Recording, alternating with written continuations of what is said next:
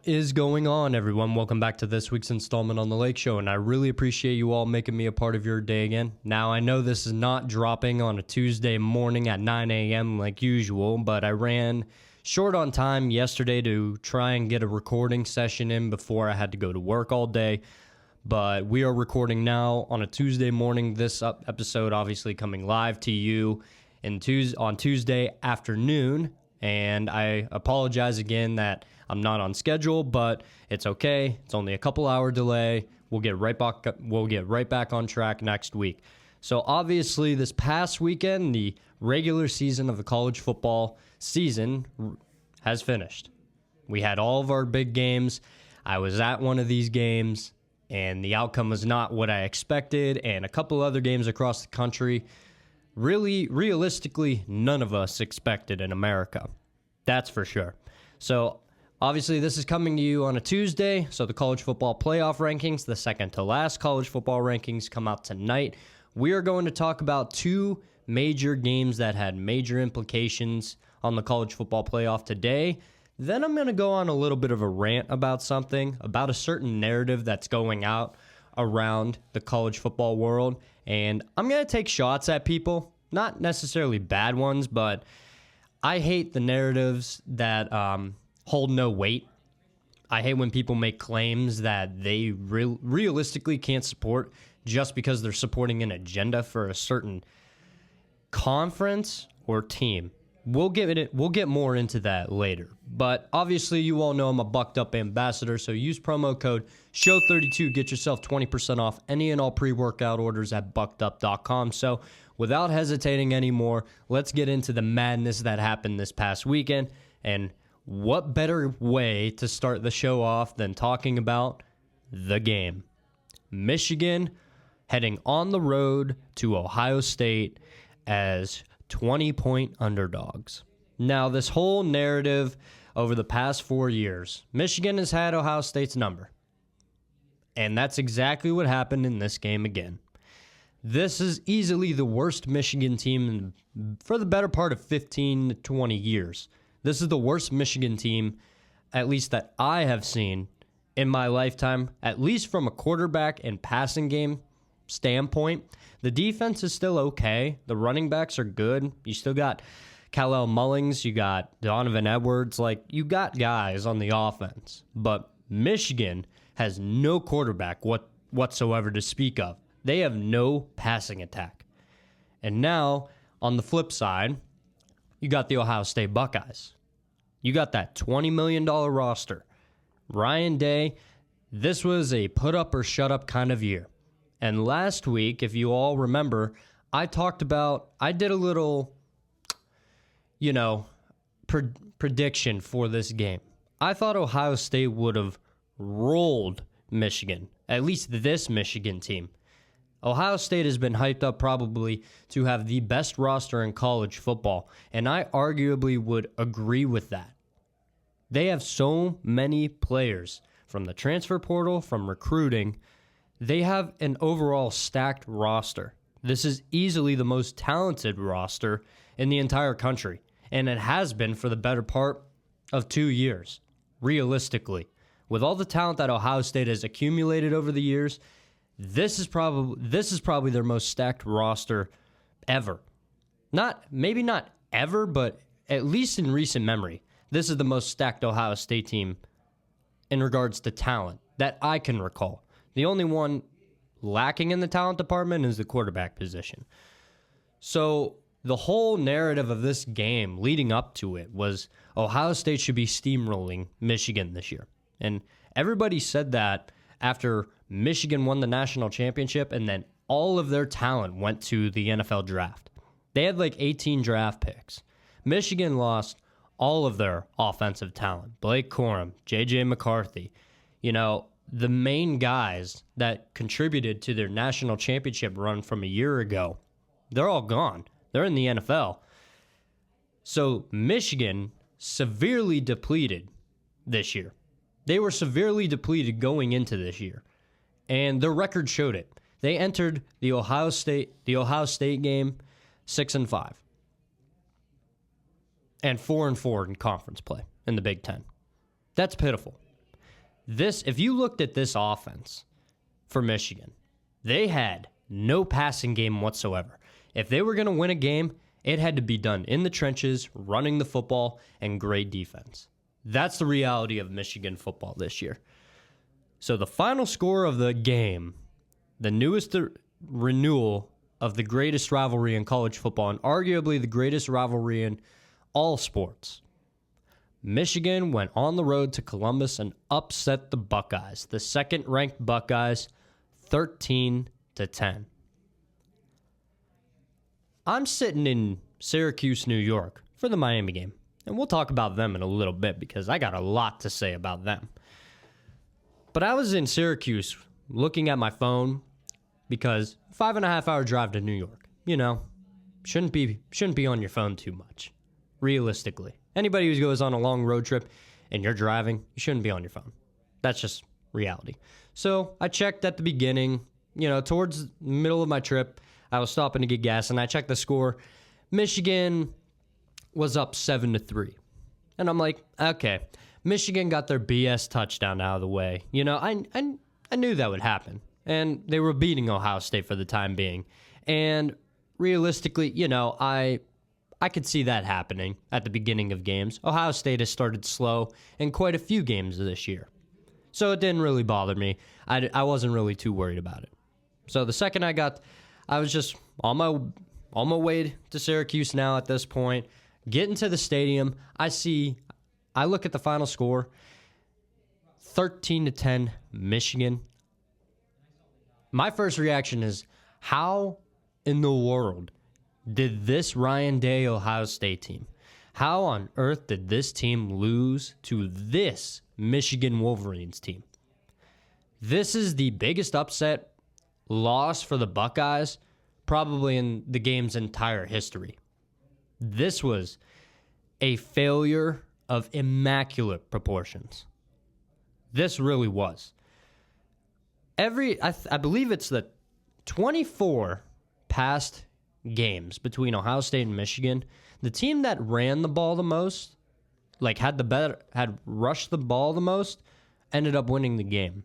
So Ohio State with Quinshon Judkins, Travion Henderson, they rushed for 77 yards. Michigan with Khalil Mullings, Alex Orji, and Donovan Edwards ran for a combined 173 yards against the Buckeyes. And this is on the back of Davis Warren, quarterback Davis Warren, 9 of 16 for 62 yards, 2 interceptions, and a QBR of 35.9. The most receiving yards on Michigan's team this game was Peyton O'Leary. He had 1 catch for 18 yards. That was Michigan's leading receiver. Khalil Mullings carried the ball 32 times in this game and ran for 116. It's not like he was averaging 6-7 yards a carry. He was averaging 3.6 yards a carry, and he only has 1 touchdown. The biggest issue comes with Ohio State and Will Howard, who I've said the past couple of weeks, you can win a natty with Will Howard. I'm not entirely sure now because he went 19 of 33, 175 yards, 1 touchdown, 2 interceptions. And those 2 interceptions came at very, very crucial points in the game. The reason Michigan ended up taking that lead, 7-3, was because Will Howard threw a pick on their own side of the football field and Michigan returned it to the 3-yard line. Of course they're going to punch it in from there. But I don't understand this. Michigan, even through the Harbaugh years, they have always been a run-first team. Heavy on the run, can pass when they need to. Obviously before this year. But Michigan has always been a power run team. They are going to run it down your throat. They will win the battle in the trenches. That is the game plan for Michigan. Ohio State is not that kind of team. They're more finesse. And rightfully so. You got Carnell Tate, Emeka Ibuka, and Jeremiah Smith at the wide receiver position. You have the best wide receiving tandem in college football. And arguably the best running back duo, Quinshon Judkins and Travion Henderson, in the backfield. Here's the one thing that Ohio State couldn't afford to do in the game. Try to prove themselves and win the battle in the trenches. They were never going to beat Michigan at their own game. Michigan was praying Ohio State would try them in the trenches. As much as Michigan is bad this year, and as much as their quarterback is awful, that defense for Michigan is still stout. That front seven for Michigan, still arguably the top unit in all of college football. That's the reality of it. Ryan Day has always heard the narrative out there that his teams aren't tough. They're more finesse. They can't run the football like Michigan can. Realistically, I think Ryan Day, that got to Ryan Day, and they tried to run the ball. They tried to beat Michigan at their own game, when in reality, Michigan was hoping that they would give into that. They were hoping that Ohio State would try and run the ball and beat them with physical toughness, run the football nature. And Chip Kelly's play calling, awful. The OC for Ohio State, awful. So now you get into a scrum. You get into a position where you are trying to beat Michigan at their own game, and it's just not working. And your field goal kicker sucks and missed 2 field goals. Well, that's the game right there. That's the game. Came down to 2 kicks. Jaden Fielding, 1 for 3 on field goals, as long as it was 29 yards. Guess what? 2 field goals that wins you the game 16-13, but it didn't happen that way. My whole thing, now we have to have an honest conversation now about head coach Ryan Day. At Ohio State, I'm not an Ohio State fan, but I've lived in Ohio most of my life. There is a certain standard that is held up at Ohio State. There's a certain standard. Beat Michigan and compete for national titles. That's it. That's the standard at Ohio State, and has been for basically my whole life and the majority of the Buckeyes' existence. Beat the team up north and compete for national titles. Ryan Day is 47-1 in the Big Ten against teams not named Michigan. His only loss in the Big Ten came to Oregon earlier this year on the road in a 1-point game. That is the only other lone loss head coach Ryan Day has in the Big Ten. He's a good coach, but for Ohio State's standard, it's not enough. Now, Ohio State will still make the college football playoff. They won't be competing for the bye, obviously, because they lost and Penn State won. Penn State is going to the Big Ten title game against Oregon. But Ohio State, you have to have an honest conversation about head coach Ryan Day now. Is he the guy for the job?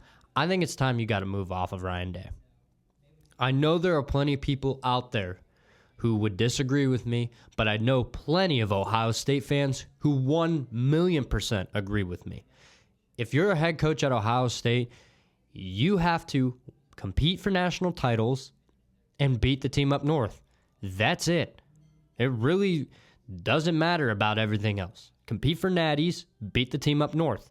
And head coach Ryan Day does everything well at Ohio State. He does everything well at Ohio State, except beat Michigan and win bowl games, which realistically is the most important aspect of any coach in America. Beat your rivals and win bowl games. That's 2 things Ryan Day has failed to do since his tenure at Ohio State. The last time he beat Michigan was pre-COVID, 2019, his first year at the helm of the Buckeyes. My life was completely different back in 2019, as was all of ours. That's the last time Ohio State beat Michigan. This was a failure of immaculate proportions. So if you're Michigan, you just flipped under. this recruit, I forget his first name, but Underwood, he's like a 5-star quarterback out of California, I believe, or Texas. Either way, they flipped his commitment. He's going to Michigan. You can use this in recruiting. You know, Ohio State missed their biggest opportunity to use this against Michigan is you can't beat us when you're cheating. Well, apparently they can with worse talent on the roster than they've had in past years. They don't need to cheat. They can still beat you. That's the issue at Ohio State. It doesn't matter what they do. They tried to beat Michigan at their own game, and it failed and backfired miserably. Michigan did whatever they wanted on the offensive line and defensive line. They owned the trenches in this game. They owned the trenches. This is a failure of immaculate proportions for the Ohio State program. I didn't see it coming. I'm sure 90% of the Michigan fan base didn't even see this coming. Nobody saw this coming whatsoever, but it happened. Now, if I'm Ohio State, I'm parting ways with head coach Ryan Day. I know his record's fantastic, but his bowl record sucks. His record against Michigan sucks. The two most important things you need as an Ohio State coach is to beat the team up north and compete for national titles. Ryan Day has no national titles to speak of and only one win against Michigan in his 6-year coaching career at Ohio State. They didn't play in 2020. I think you get rid of Ryan Day. You got to get rid of Chip Kelly. His play calling is awful. I would make a phone call to Mike Vrabel, bring him in as head coach, and then I would promote Brian Hartline to OC, from wide receiver and coach and recruiter to OC. That's what I would do if I'm the Ohio State team. I think it makes the most sense. Brian Hartline is the best recruiter in the nation. I mean, Ohio State has been spoiled with wide receiver talent over the past 15 years. They're fantastic. Brian Hartline is a fantastic recruiter. That's who the new OC should be. And give a call to Mike Vrabel. I'm sure he would more than willing take over the Buckeyes again. So that's the biggest upset that happened this past weekend. Michigan Wolverines on the road in Columbus in the renewal of the game, 13-10. Now we're going to talk about the game I went to. 5.5-hour drive from Ohio to New York and a 5.5-hour drive back. The Miami Hurricanes went on the road to Syracuse. They were at 10-1, win and in for the ACC Championship and basically punching their ticket to the college football playoff. They got upset by Syracuse 42-38. So let's talk about the Hurricanes a little bit. And boy, does this pain me because it was there for the taking. Early on in this game, I was expecting a shootout game. I was, because that's what Miami has shown me, and really everybody, for the better part of 2 months, the last 2 months of the season. It's been shootout after shootout after shootout. And I said weeks ago that Miami got burned against Georgia Tech. But I also said I thought that was the best thing that could have happened to them. I thought they needed to lose to shape up. I thought they needed to lose, and after that, they would have been unstoppable. Well, Miami's offense sure showed up. Cam Ward showed up.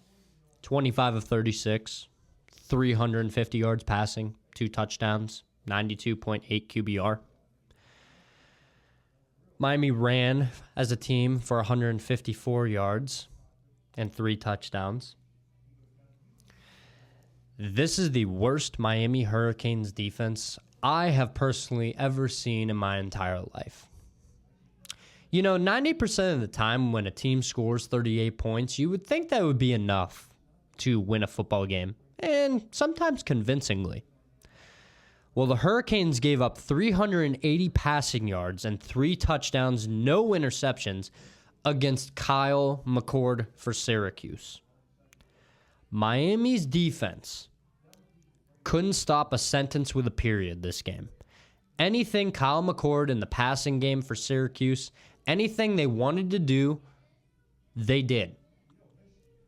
And once Xavier Restrepo fumbled that football and Syracuse returned it for a touchdown to take the lead, I knew Miami was going to lose. Because we forced them. Syracuse wasn't stopping Miami's offense. They weren't. Now, they got a few stops here and there, but so did Miami's defense. They got a few stops here and there, but for the majority of the game, both offenses on both teams had their way with the opposing team's defense. They had their way. They did whatever they wanted. The second Xavier Restrepo's fumble was returned for a touchdown, and Miami went down 35-28. I knew the Hurricanes were in trouble. I knew they were going to lose because that entire game up to that point, after jumping out to a 21-0 lead, I would mind you, after that it just came crumbling downhill, crashing back down to earth. The second Miami had to play catch-up, I knew that the game was over because their defense couldn't stop a nosebleed. Miami's defense sucks. Their pass defense, atrocious. This is the best season a Miami Hurricane quarterback has ever had, and this is Cam Ward's first and only year with the Hurricanes. The defense should really be ashamed of themselves. Lance Guidry should be fired at the end of the year. This defense, I don't know how you got talent like Ruben Bain, the reigning ACC Defensive Freshman of the Year from a year ago. He was the best freshman on defense in the entire conference. It's not for a lack of talent on that team. You got transfers like Tyler Barron from Tennessee, who's a stud. Simeon Barrow from Michigan State, who's a stud. You got two returning linebackers, Francisco Malinoa, Wesley Bassane. You got a freshman sensation at cornerback, O.J. Frederick, who's up for All-American honors as a freshman in all of college football. Not just ACC, all of college football. It's not for a lack of talent on the defense, but the preparation and just being buttoned up is not there from Lance Guidry's defense. I do not know how you can go from such a good defense last year to so piss poor that when your offense is putting up 45 points a game, averaging 45 points a game, you can't make a stop when they need you. This is statistically the best offense in college football, averaging the most yards and the most points per game in the nation. I can't recall the last time Miami did something like that because it really never happened. Miami has always been known for their stout defenses. Yes, they've had offensive firepower, believe me. Michael Irvin, Santana Moss, Reggie Wayne, Andre Johnson. Like the list goes on and on. But this is statistically the best offense that the Hurricanes have ever had. And yet you have such a piss poor defense that you can't stop a nosebleed to give Cam Ward a chance to make up for it. I'm very surprised they were able to pull that off against Cal months ago. This was a failure of immaculate proportions for the Hurricanes. Coaching was off. I like Mario Cristobal.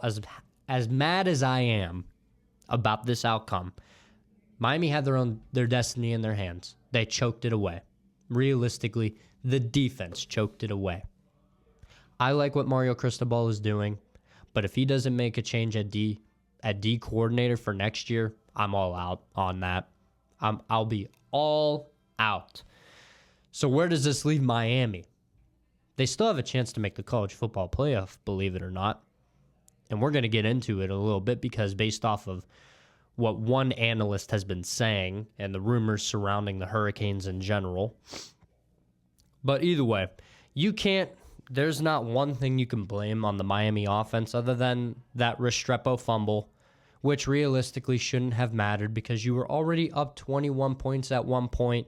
All you had to do at that point was put your boot on their neck and just suffocate the life out of them, make them quit. And credit to Syracuse, they never quit at all. Down 3 touchdowns, most teams would quit.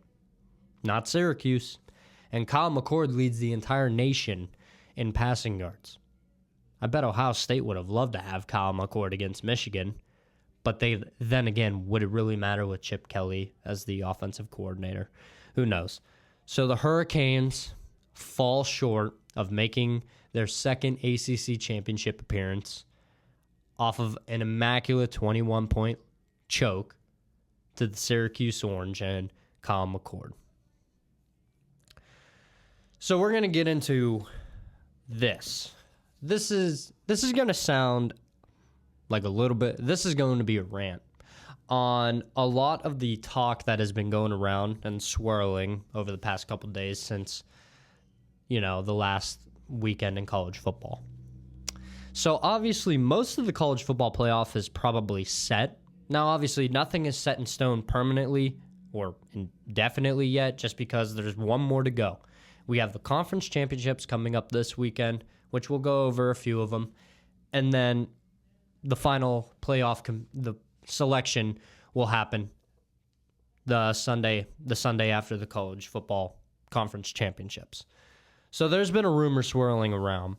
And this is a shot at, I love all these analysts like Joel Klatt, Colin Cowherd, Stephen A. Smith, Paul Feinbaum, Greg McElroy, Pat McAfee. Like all those guys I look up to because it inspires me. They give me so many ideas and so many topics to talk about on my channel. So I owe them a great deal. Like, I know that they probably won't see this, but, they've inspired me to do a lot for my show, for my sports talk show. But Paul Feinbaum, he said something the other day, and it's enough. Like, I have to sound off on it because it's absolutely ludicrous and crazy, and it shows that he probably doesn't watch as much college football as he likes to think he does. So Paul Feinbaum was asked on SportsCenter the other day, are the Miami Hurricanes frauds? Now, everybody's going to say I'm butthurt because they're my favorite team. But realistically, let's think about this when it comes to what Paul Feinbaum said. So Paul was asked a question, are the Miami Hurricanes frauds? And he agreed and went on a big spiel about it, how they are frauds. The Miami Hurricanes are frauds, huh? Okay, let's talk about this. So the Miami Hurricanes are 10-2 on the year. That's better than Ole Miss. That's better than Alabama. And that's better than South Carolina, albeit in the ACC, and they all three of those teams play in the SEC. So stay with me here. Miami, both their losses were on the road, one to a really good Georgia Tech team who just took Georgia to 8 overtimes this past weekend, in case any of you guys missed that. Yeah, that same Georgia Tech team that damn near pulled off the best upset in their program's history against Georgia in 8 overtimes. That's the first. Miami only lost to them by a possession on the road. The second loss came to a 9-3 Syracuse team led by Kyle McCord, led by someone who is leading the nation in passing yards and has a really good team. That's a 9-3 team on the road, and it was a one-score game. Lost by 4 points. Both Miami's losses were one-score games. We did not go to Norman, Oklahoma, and get the brakes beat off of us 26-3, 24-3, whatever the hell it was. We didn't go on the road as 3 touchdown favorites and lose to a 5-5 Oklahoma team. We didn't lose to a 5-6 Kentucky team like Ole Miss did. And Lane Kiffin, head coach of Ole Miss, wants to go out and say, oh, I would love to see like the ACC play this kind of schedule. Okay, fair point, but also not a fair point. Who'd you guys lose to recently? An inferior Florida team, right? Yeah, an inferior Florida team. Okay, Lane. There was an ACC school at the beginning of the year that went into the swamp, into an SEC environment, into one of the toughest places to play in the country, and they rolled Florida by 40. Who was that? Oh, yeah, that was the Miami Hurricanes, too. You guys lost to Florida. Miami beat the brakes off of Florida.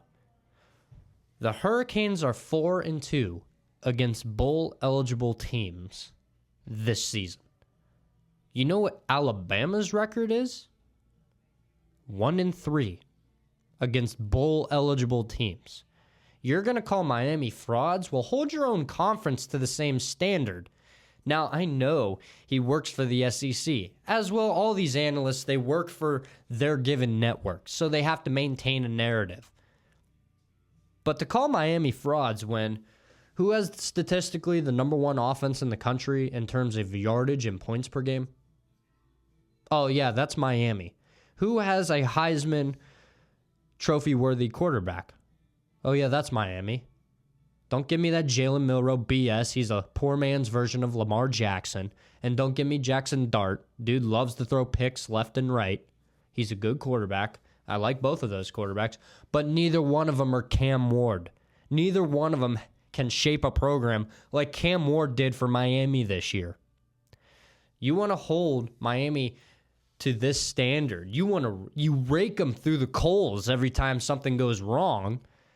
Hold your conference to the same standard. Now, granted, you raked Ole Miss and Alabama through the coals when they lost to Vanderbilt and Oklahoma and Kentucky and Florida, respectfully, for those two teams. But the second something goes wrong for Miami, and it means they could be possibly better than your SEC schools, oh, now the narrative switches and now Miami's a bunch of frauds, right? Wrong. Miami didn't go on the road as 3-touchdown favorites against Oklahoma and proceeded to receive belt to ass like the Sooners put on the Crimson Tide. And Miami didn't go on the road as 3-touchdown favorites against Vanderbilt and give up 45 points. Alabama did. They did both of those. Miami went on the road to Florida and beat the brakes off of Florida. That's the same thing Ole Miss did. They went on the road to Florida. They lost in embarrassing fashion in those last two drives, I might add. And Ole Miss lost to Kentucky, who just got the brakes beat off them by Louisville this past weekend by 40. And Miami beat Louisville, and Louisville beat Clemson. There's so much garbage swirling around, but I get it. I'll be the first ones to say that Miami was a little bit overrated just because of their defense alone is like Swiss cheese and can't stop a nosebleed if their life depended on it with Lance Guidry's defense. That wasn't realistic.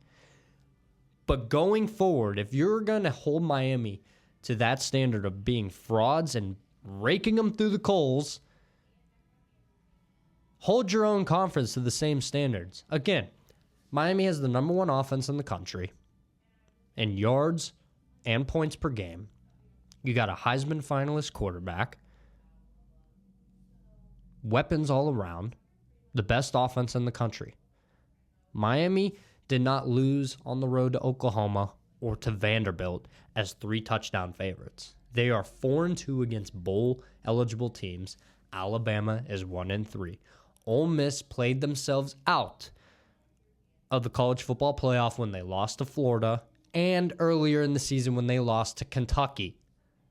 Both teams not that great. Florida is a little bit better now, but especially not Kentucky. And Kentucky gave Georgia everything they had. And Miami's only two losses was to Georgia Tech, a team that's pretty good and damn near took Georgia to 9 overtimes and nearly pulled off that upset. And against Syracuse, a 9-3 Syracuse team with their quarterback, Kyle McCord, leading the nation in passing yards. And both those games were one-score games. The whole notion that Miami's frauds, kick rocks. That is the most idiotic statement I think I've heard on SportsCenter and from any of these big-time analysts. I really don't understand it. That was the most idiotic thing I think I've ever heard. Don't compare Miami. Like, if you're going to compare resumes, that's fine, because Alabama plays in the SEC, Ole Miss plays in the SEC. South Carolina has a better case, even though they have 3 losses on the season than Alabama and Ole Miss, in my opinion. but Miami only has 2 losses. And those losses look a lot better than losing to Oklahoma and losing to Kentucky respectively for Alabama and Ole Miss. If you had to ask me, yeah, sure, you can call me a homer. I don't really care. I really don't. I see what I see on the football field. I see a Miami team that is in every single game because of their offense, and I see Alabama and Ole Miss so inconsistent that they just played themselves out of the playoff. Most of the playoff spots are sealed. The 11 seed is pretty much the only one up for grabs. To avoid all confusion, maybe the committee grants it to Miami just to avoid all controversy whatsoever between Ole Miss, South Carolina, and Alabama. Who knows? Obviously, the rankings come out tonight. It all depends on where they land tonight. We'll see. But that take by Paul Feinbaum, literally clueless. Literally clueless. All right, so I'm going to make some predictions now I appreciate you listening to my little rant, but I'm going to make some predictions now for the conference championships this upcoming weekend. Let's start in the long-anticipated Dr. Pepper Big 12 Championship.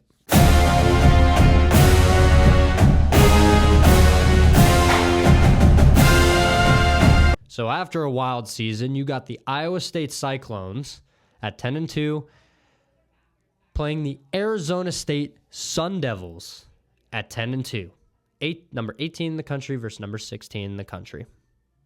Right now, Iowa State has a 55% chance of winning this game to Arizona State's 45%. Iowa State's a really good team. Really good quarterback. He's very consistent. 20 touchdowns on the year, only 8 picks. Here is my thing, though. Can Iowa State hold up the line of scrimmage against Arizona State's Cam Skattebo, who quietly has become one of the best running backs in college football? And Arizona State, I feel like this is like a team of destiny right now. They were picked dead last. They were picked to finish dead last in the Big 12. And yet, they're in a position to win the entire conference and springboard themselves to the college football playoff. And that's exactly what I think Arizona State is going to do. I'm going to take the Arizona State Sun Devils to upset, I think you would call this an upset, to beat the Iowa State Cyclones. I'm going to say 28-24. I think the running attack from Cam Skattebo for Arizona State will be too much for Iowa State in the long run, and I think that Arizona State will punch their ticket to the college football playoff. All right, now we're going to go move on to the ACC.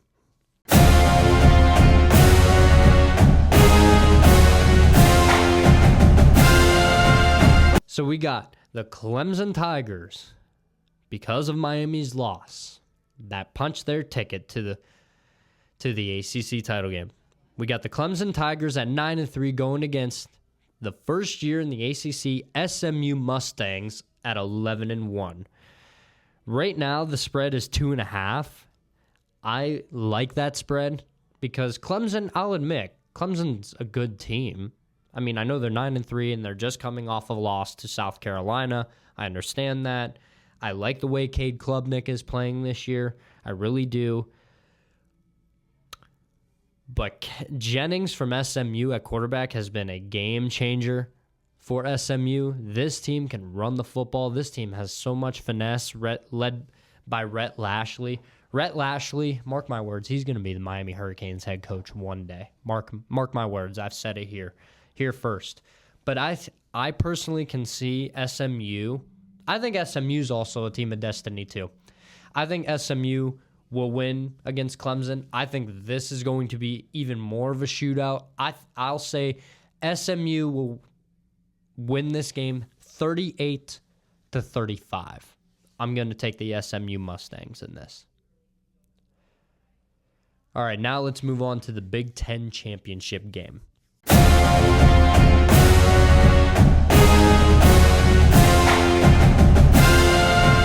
because of Ohio State's immaculate collapse against Michigan and Penn State's win over Maryland in convincing fashion, you got the 11-1 Penn State Nittany Lions going up against the 12-0 Oregon Ducks. A lot of people were expecting an Ohio State-Oregon rematch. Was not to be. And right now, Oregon is only favored by 3.5 against Penn State. So Penn State, they have a good defense. I personally do not trust Drew Aller.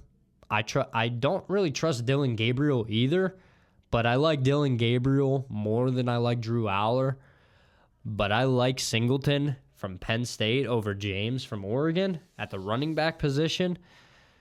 Realistically, I think this is going to be sort of kind of low scoring. I think Penn State's defense will hold up okay against the Oregon Ducks. I think it will. I think it'll be a low scoring game, but I'll take the Oregon Ducks to continue their striving, to continue to strive for an undefeated season and compete for a national title. I'll take the Oregon Ducks to win 21-17.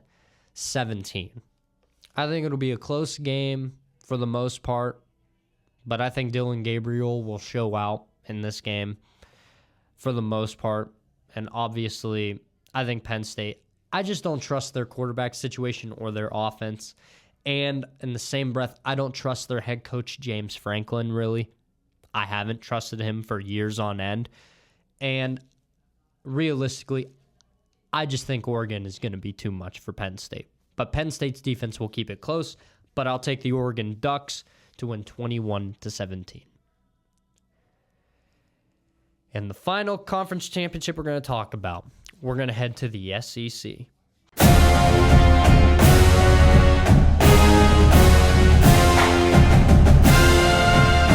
And we got the Texas Longhorns and Georgia Bulldogs, a rematch from earlier this year where the Texas Longhorns lost to Georgia 30-15.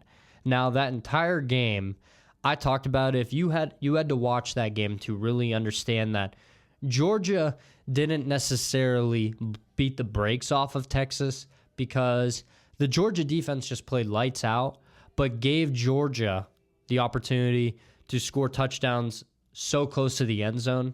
They got the ball in Texas territory so many times in that game, which led to that 30-15, what was perceived as a beatdown, but realistically wasn't.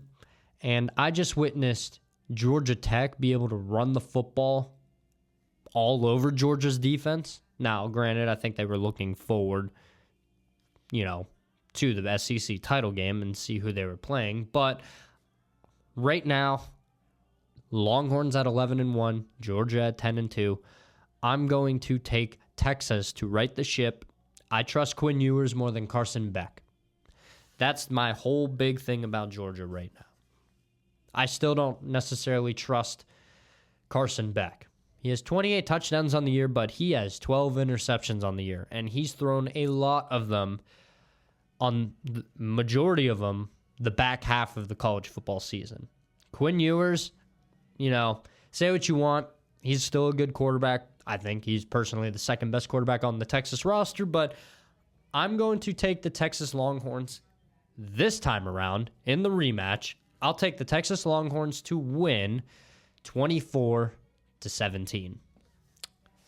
And that's going to wrap it up this week on The Lake Show, everyone. Again, I really appreciate you all making me a part of your day. Again, be sure to like, subscribe, share with your friends, and leave some comments down below. I'm your host, Dominic Lako. God bless. I love the chase and the hunt, and I set the pace when I'm running. I always take what I want, and I always give it 100. Don't need a bank, no, I'm funded. Play the game like it's nothing. I'm always thankful for something. Don't take for granted, stay humble. Now wake up! It's time to look at the enemy. Look in the mirror if he is no friend to me. It's not working out.